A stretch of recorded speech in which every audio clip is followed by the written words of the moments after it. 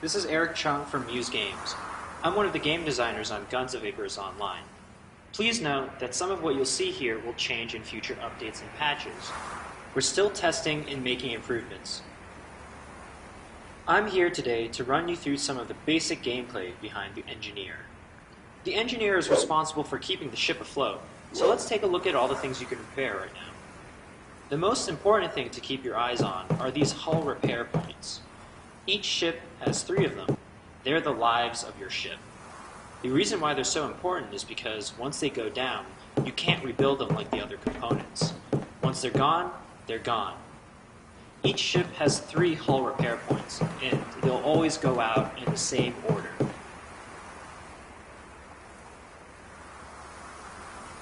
The next thing is the balloon repair point. When your balloon is out, you'll begin to fall to a terrible, terrible death. However, if you repair it before you smash into the ground, you'll be okay. Ships will just have 1 of these. Guns are of course very important to repair. If they're broken, no one can use them until they're brought back online. And finally, we have the engines. Each ship will have 2 to 4 of these. What's important to note is if the engines aren't balanced between left and right sides, for example, my left engine is down, then the ship will turn strangely. Our thrust model for ship movement works as you expect. Keeping your engines in check will keep your captain happy. You might be wondering about the wrench I'm carrying. Well, the Egineer has 2 of these guys. The one I'm holding right now is the open-ended wrench. It makes smaller but quicker repairs. This next one is the pipe wrench. It's great for big repairs, like general maintenance when the captain disengages from combat. But the repairs with this wrench take a long time. Finally, we've got an extinguisher to put out fires. Pretty self-explanatory. Don't want damage over time on anything, right? So let me summon some debug bombs and cause some damage to our ship here. Okay, so this is how you repair something. I'll first use my pipe wrench, the long repair. I'll walk up to something, and all I need to do is click once and activate what we call a repair cycle. You can see that the gear disengages and begins to fill up. I don't need to keep whacking the thing here like in TF2.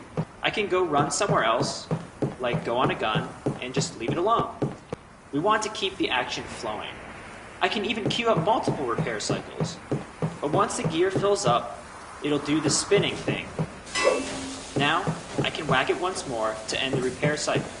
And voila, HP is added back. You finished a repair. If you didn't notice, before the gear was spinning, it was blinking a little bit. Only the pipe wrench can do this. If you finish the repair cycle when the gear is blinking, you get a perfect repair. Think of the Gears of War reloading mechanic, except with less failing. So when you make a perfect repair, you get bonuses, like extra health or extra damage if you repair a gun. Engineers can queue up their long repairs by running around the ship and then complete the circuit with a bunch of perfect repairs. It's a time management game in your airship combat game. How cool is that?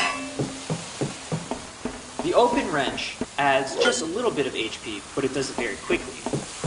This is ideal when you're taking constant damage, like if your balloon is getting shot all to hell. This requires you to be at the component you're repairing instead of running around. It's very frantic and very panicked.